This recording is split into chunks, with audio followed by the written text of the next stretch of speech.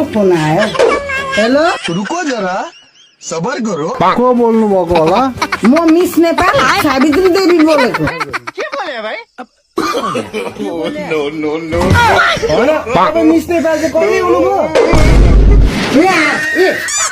नमस्कार, म कलाकार तेजेन्द्र परियार। नमस्कार, म डाक्टर प्रकाश भुजेल। यिनीहरू चाहिँ डाक्टर कलाकार हुन्छन् भने म मिस नेपाल हुन किन नसक्छु?